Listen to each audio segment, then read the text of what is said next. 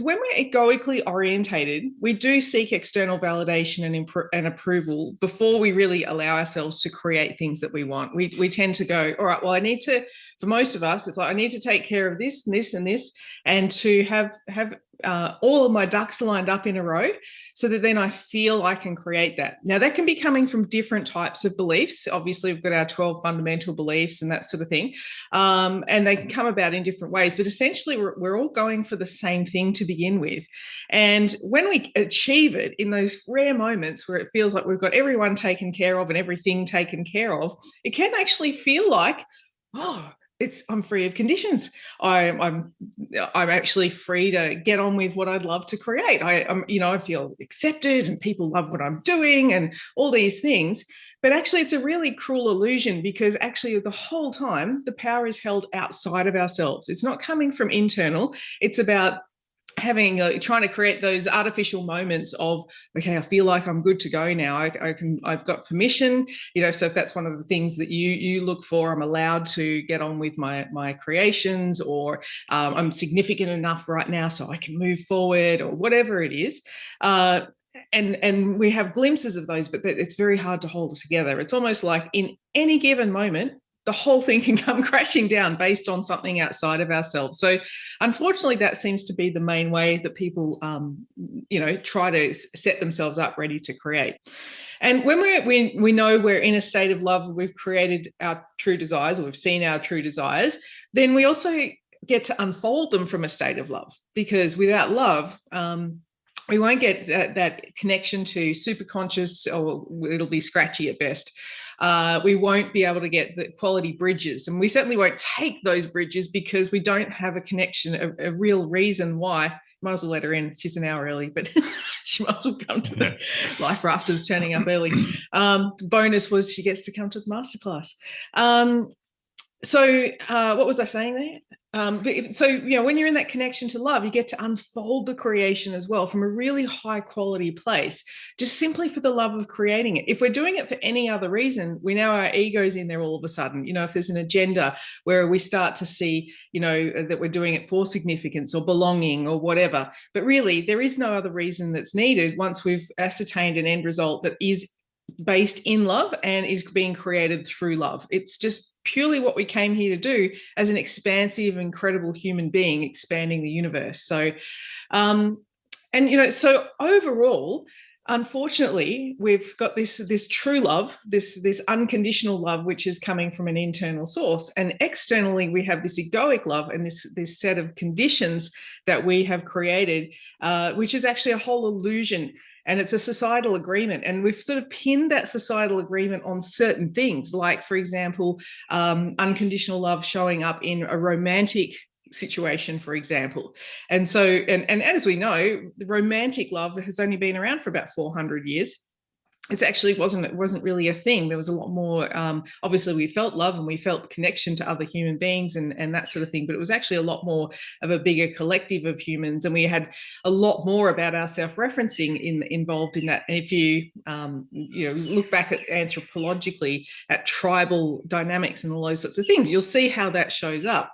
Whereas we've created this societal agreement where you find your one, you take them hostage, you create this sense of unconditional love between you, which is all about how do we behave in relation to each other so we can all feel good about each other and moving forward. And, if you're my true friend, you'll behave in ways that I expect you to behave, and I'll do the same.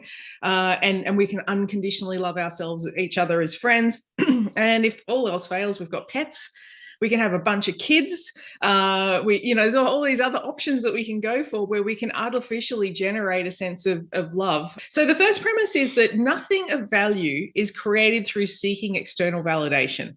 All right. So nothing of value is created through seeking external validation. And we've just framed it up as that's what seeking love from an egoic agenda is about. It's from that orientation, we're going for the external validation first, and then hopefully we can have what we love. So if we're coming from there, then nothing that you create from there is going to be valuable in the world.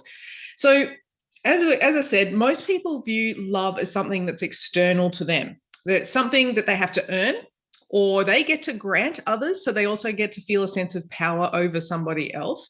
But there's, it all comes down to that they seem to have to behave or transact with others in some sort of a highly cooperative ways in order to get it. We're setting up and we're navigating life in order to make sure that we are feeling validated and loved, and so are the people around us, so that then the agreement is, if I love you, you love me, we all get along happily. I just made a poem. There you go.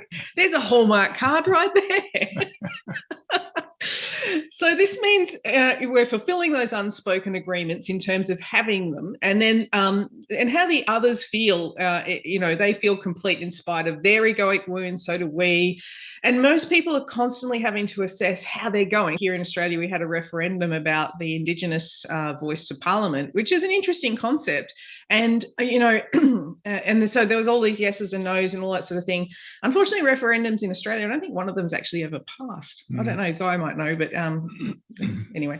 And I don't even know why I picked on Guy, because he's from South Africa, but I think... But I have a feeling Australia has never actually passed a referendum anyway. For whatever reason. But it was interesting to, there was a lot of virtue signaling going on in both directions, as there normally is when there's some sort of an agenda being spoken out in society. So a lot of people had to feel like they were being and seen as the right thing according to their values and that sort of thing. So that was a big picture, but we're doing that constantly as well. How is it that I look like I am in relationship to somebody else? How do I look like I am when I'm relating to my children? How do I look like I am? All those sorts of things.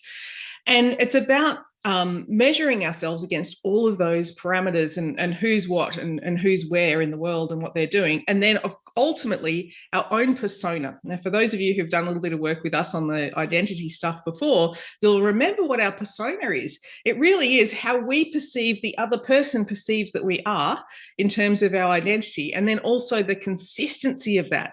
Your ego will do almost anything to be consistent with that perception, because essentially it thinks that if you're not consistent to the other person, first of all, you've broken the agreement, and second of all, that you'll be cast out, that you will be unaccepted, you will not have love. And what does that mean? If you can't have love, then you're out of the picture, aren't you? You can't create, you can't do anything because of this premise that you need to actually have it established first, that you are loved, you're looked after, you're secured, you're approved of, what you're doing is approved of, and all those things are made valid in the world. Being, doing, or having things that make up for the tension created by your egoic wound, because that's how you're first going to reference, isn't it? Because it's about how you feel. So your egoic wound, so it might be something like what Jordan just said there, but also maybe as a spouse, you want to be seen as helpful or supportive or protective or reliable or worthy or peacemaking or whatever it is that you perceive the other person needs from you.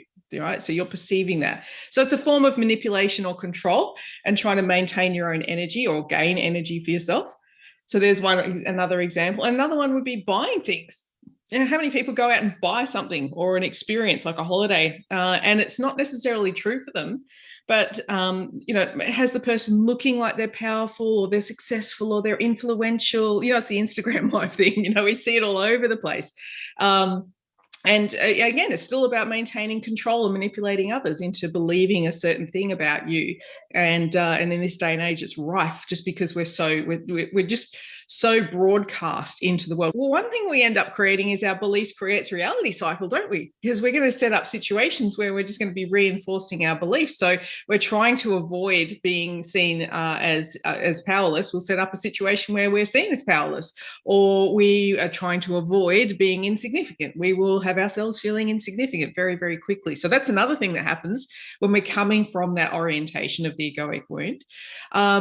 Another thing that we can tend to do is we just completely deny our truth and our true callings from soul tension. So a little bit like what Devon was saying there, where we're getting involved in essential activity. Essentially, we look like we're busy, we look like we're getting on with things, but it's not actually going for the truth of what it is, or it's not direct action towards the truth of what is true for us.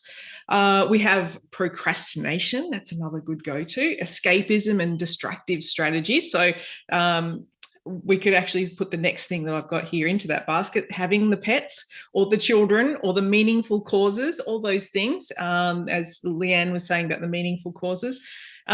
Because those things have a way of having you feel good about certain things. You can't not look at your pet and feel good, unless it's unpack the rubbish bin all over the lounge room. Then there's the odd occasion, but then even then you usually excuse them very quickly, because that's the one creature in the universe that loves you unconditionally.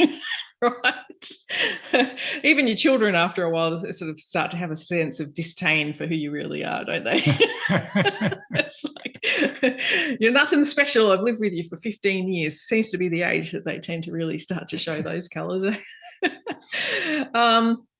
So we get involved with those sorts of things as well, and of course the many methods of control and avoidance that we have in our quiver of tools to really make an effort to make sure that certain things don't happen, or that certain things always happen. So we're very distinctive on making sure that things look a certain way, feel a certain way. Once we establish some level of status quo, how we keep it together, all those sorts of things. So a lot of our energy goes into a whole bunch of things that actually have nothing to do with us being in that state of unconditional love.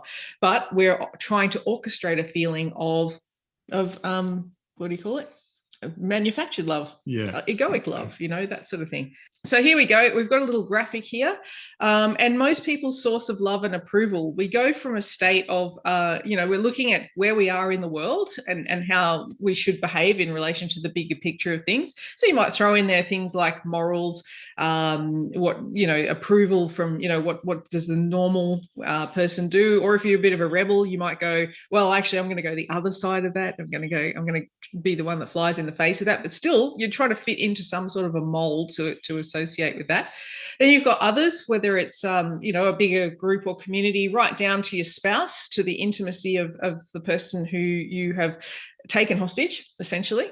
Then you've got your own beliefs, values, and the things that you have decided are true about you from an egoic orientation.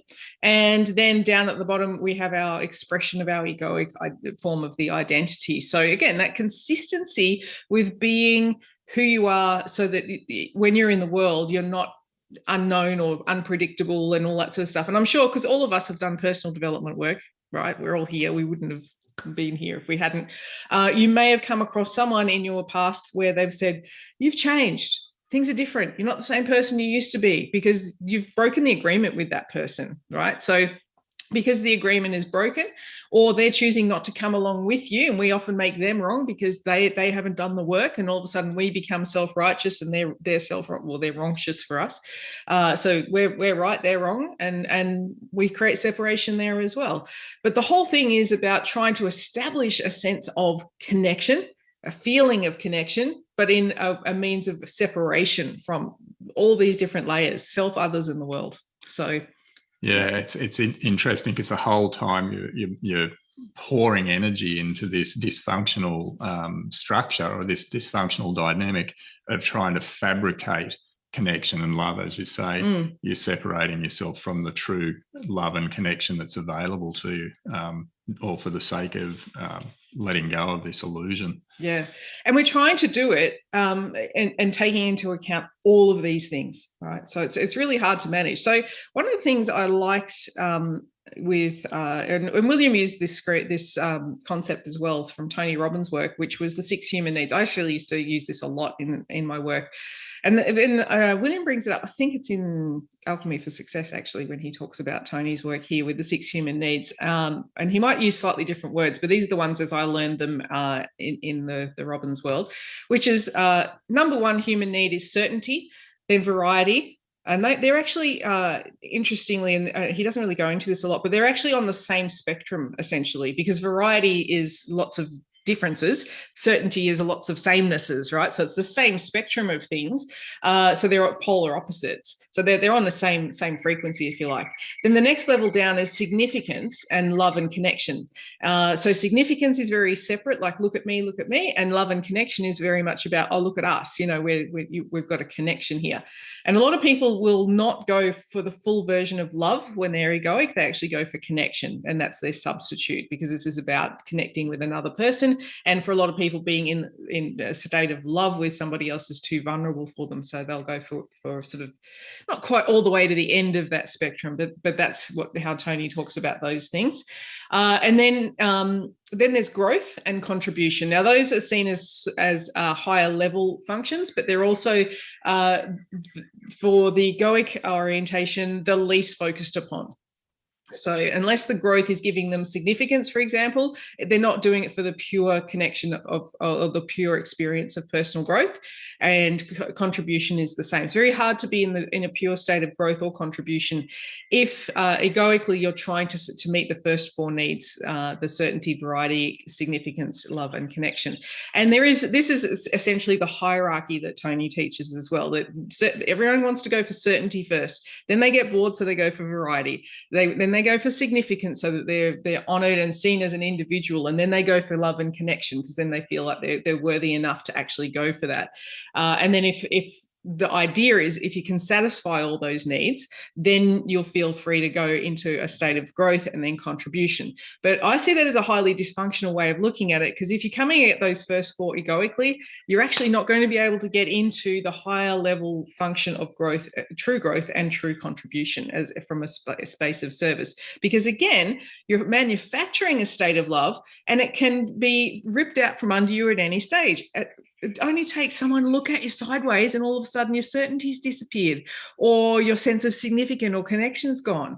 And and essentially the whole thing becomes, from that orientation, a game of trying to manufacture situations where you can get high scores on each of these 6 levels, right? So that's how we tend to go about it unconsciously. It's like, because we know from the work that Tony's done that if you can meet 3 of these needs, the first 4, 3 of the 4 first needs on a high level, 8 out of 10 or above, you'll have that person addicted to that behavior or to that activity or whatever it is. So if you think about something that you really love, and that's come about relatively unconsciously, if you give yourself a score out of 10 on certainty, variety, significance, and connection, I bet you that they're all above, the 3 out of 4 at least will be above 10 in that. And you'll even tell me that the growth and contribution is above 10 as well, right? So, but we've manufactured that, and it's at the whim of what else is going on externally to us and in our world and all that sort of thing.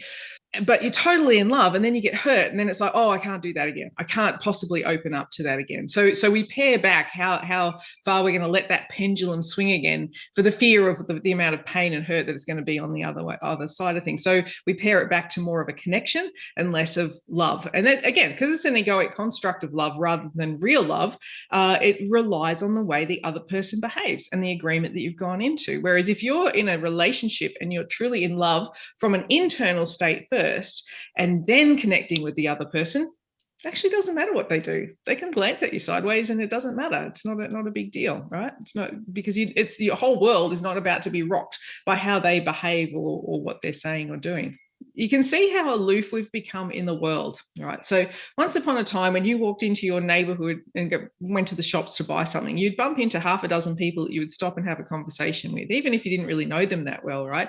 These days we don't, right? We're all blinkers on, eyes forward, don't even glance at the person walking past you in the aisle, right? You just keep yourself so aloof, all in the sense of maintaining the energy, because we've got very little left over by the time we've dealt with our immediate environment, the immediate number of people around us, and the things that we've got to do, whether it's work or intimacy or children or pets, whatever. We've just got nothing left to give. We've got nothing left, and we've just created now a societal agreement where we'll just all get about in the world as aloof little units and not connect on any level anymore. If you speak to the checkout chick, they get very, oh, what, someone's talking to me, what? They actually genuinely seem interested on how my day is going and that sort of thing. So it surprises them, doesn't it? Yeah, it does. And it's interesting because often we think that in order to create some beautiful change in our lives, it's going to require that we do more, that we do this and do that. But more often than not, it's stop doing what you're doing. It's take something out that's ripping you off. And like you say, Leanne, your energy, so what can I look at that I am doing that's preventing me from having what I'd love, that's separating me from love, and getting clear on that, and then ceasing, and just being with the truth. So instant energy coming from that, because it's no longer leaking out. Very true. Cool. So the next premise is essentially everything of great value in the world is created through the love of true end results, right? So it's about having a sense of connection to those things that have come from love, that we're creating through love, and that those things are absolutely true for us. And because we know that emotions drive all of our actions, and we're actually covering that in Life Raft at the moment, emotions drive all our actions, and love is one of the highest emotions. And certainly true love from that central source, from that higher source, that actually is one of the few things that doesn't have opposition. It doesn't have anything against it. Egoic love does. Egoic love, its opposition could be, well, we could say hate. I'm going for some low-hanging fruit here. But actually the love that you feel when you're in a state of connection to your wholeness, to your oneness, to greatness, to source, whatever you want to call it, it actually isn't against anything. And it's really important to have a connection to that understanding, because when we talk about vulnerability, and before when I was saying to Jordan about, when we fell in love, we got hurt, and then we're like, oh, I can't be vulnerable and open to that. When you're in your state of greatness, it actually it's open to all of it. It's open to heartbreak. It's open to whatever has to happen in order to create the experience that it's going for, in terms of, well, in that case, in connection with another human being in an intimate level and that sort of thing. It's like, I'm willing to do that. I'm willing to be heartbroken. I'm willing to go for it. But I also know that I'm sourcing the true sense of love from myself. I'm connecting to the truth of who I am, rather than needing to show up to the other person in a way that they expect me to, or in a way that manufactures a perception that they love me. But can you really know if someone loves you? Like, that's a really interesting question. Can you really know? They could tell you, I love you. They could tell you, I don't love you. And you can make an assessment of that. But can you truly know if someone loves you? Now, the first thing is, because we're all connected to the same source, if you really think about it, how can you not be loved by that person, and vice versa? Even people that really get your goat, believe it or not, we're all coming from the same space. So it's actually really helpful to see that they have a heart, they have greatness, that we are actually connected to them. And you can actually get over yourself when it comes to dealing with those people who make you a little bit prickly when they're coming from their egoic identity. Anyway, that's a little sidetrack there. But the first thing is that creators are self-referenced first and foremost. We come from that inner core of who we really are. And how beautiful that we start our day with making choices where we're reminded of that, just because we're connecting to things that we love, and that we're connecting to that choice of true nature and purpose in particular. And to be able to orientate from there and then go about living your life. How cool is that? That's just based on the structures that we've learned and known and we've practiced for as long as we've practiced them. It's such an incredible and important thing. And I think we underplay how important that is. But here we are, connecting to that first. And they're under no illusion. When you're in your creator orientation, you're under no illusion that love is and can only ever truly come from your connection to your own greatness and living a life that's aligned with your soul tension, with your true nature and purpose. So when you get that, it's like everything else just becomes easy. Creators also know and love their egoic and shadow side. So we know we've got an ego. We know how we tend to operate in the world through that. And we do love that. We embrace our shadow side, not because we choose to live through it, but because we know how it has actually served us in certain ways. And it has also highlighted the things that we actually love from that true central core of ourselves.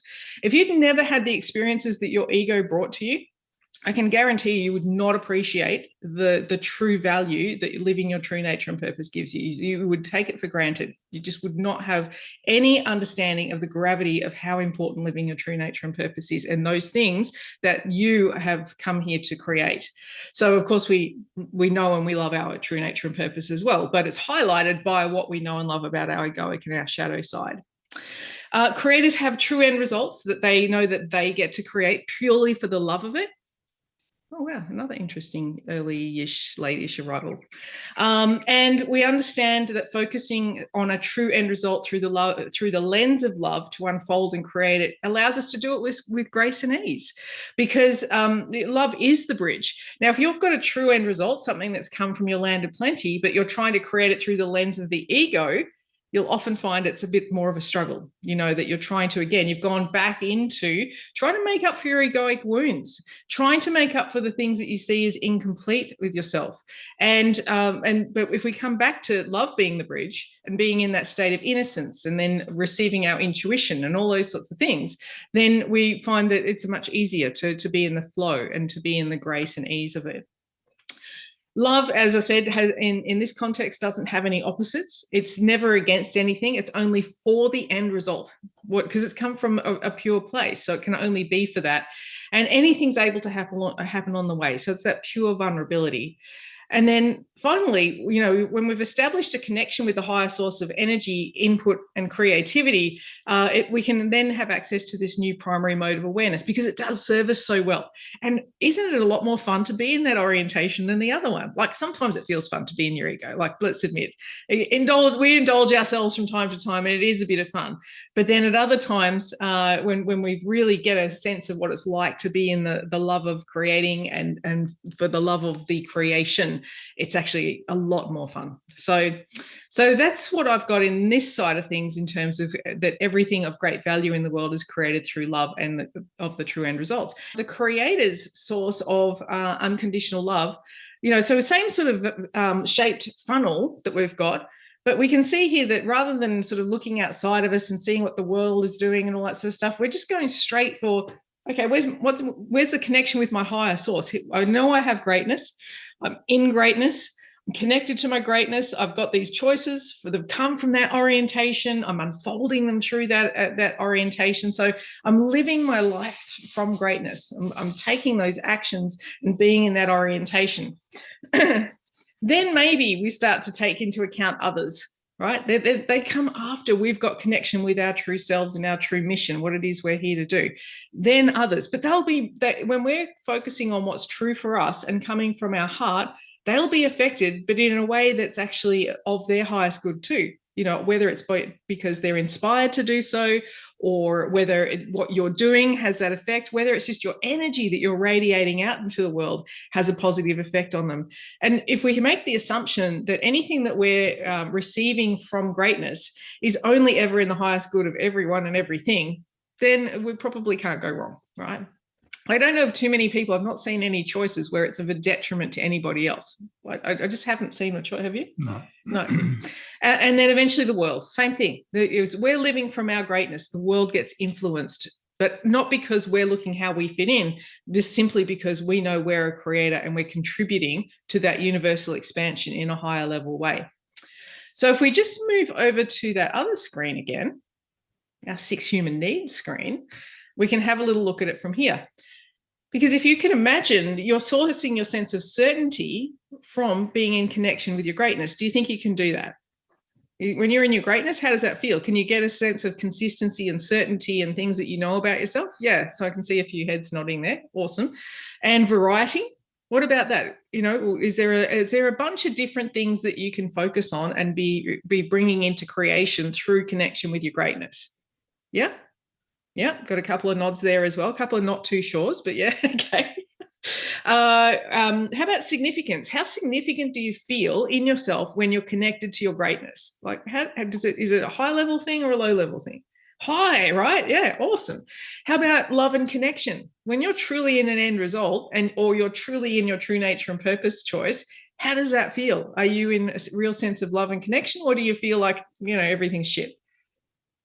We're good? Yeah? Great, awesome. And what about growth? Does it feel growthful to be in there? when you're in your land of plenty, when you're in your choices? Absolutely. And what about contribution? That actually you're making a contribution not only to yourself, but to others and the world around you. Yes? So just by doing that, we've just met all 6 human needs on a highly functional level without even needing to manipulate a single thing. So how cool is that? That you actually get to live life fully and aligned and in truth without having to manipulate a single thing, including yourself, especially yourself. How cool is that? I love that.